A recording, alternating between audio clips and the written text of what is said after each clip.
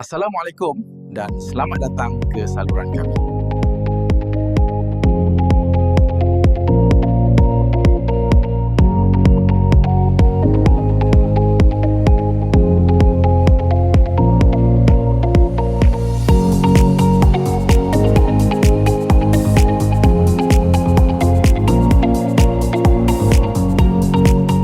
Assalamualaikum warahmatullahi wabarakatuh dan salam sejahtera.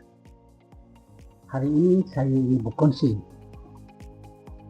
buku saya untuk chapter pertama dan juga tajuk kedua.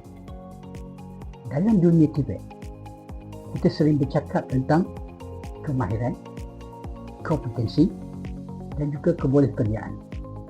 Tetapi persoalan asasnya ialah apakah sebenarnya yang dimaksudkan dengan pembelajaran?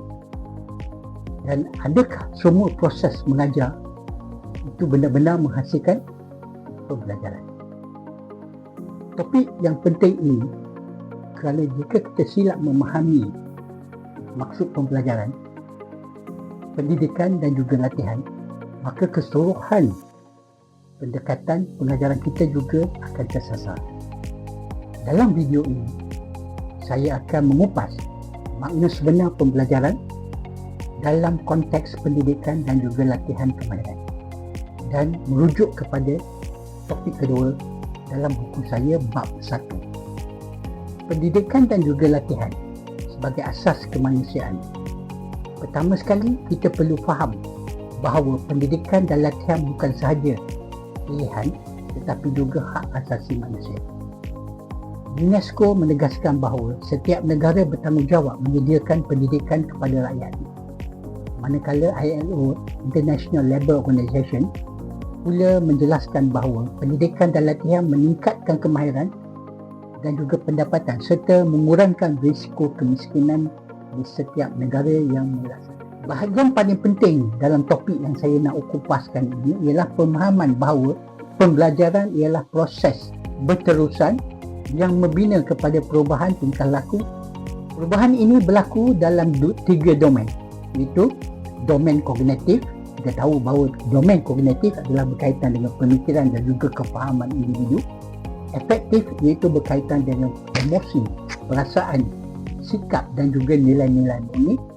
Psikomotor, kemahiran fizikal dan juga kemahiran bertindak melakukan kerja. Dalam latihan kemahiran, pembelajaran tidak akan lengkap tanpa domain-domain psikomotor, kognitif dan efektif. Satu penegasan yang penting dalam topik yang saya ini adalah pelajar bukan sponge yang hanya menyerap maklumat sahaja. Kehadiran ke kelas, menjawab soalan atau menghafal nota ataupun melakukan kerja-kerja tidak menjamin pembelajaran sebenar berlaku. Pembelajaran hanya berlaku apabila pelajar terlibat secara aktif, memberi respon, membuat refleksi dan mengaitkan pembelajaran dengan situasi sebenar. Di sinilah peranan pengajar kita sebagai pengajar menjadi sangat kritikal. Pengajar bukan sekadar menyampai kandungan tetapi perancang pengalaman pembelajaran yang bermakna. Sebagai rumusan keseluruhan dalam topik kedua saya ini, pendidikan membentuk insan, latihan membina kemahiran, pembelajaran berlaku melalui pengalaman yang aktif dan bererti.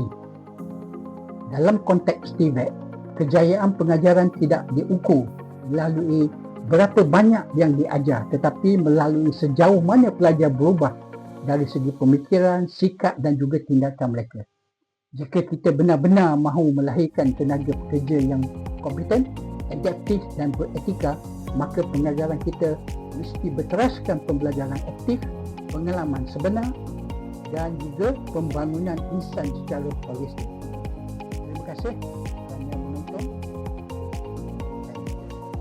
Untuk yang akan datang, saya akan mengupas pula chapter 1 ataupun bab 1 bagi topik ketiga pula yang bertajuk domain pembelajaran.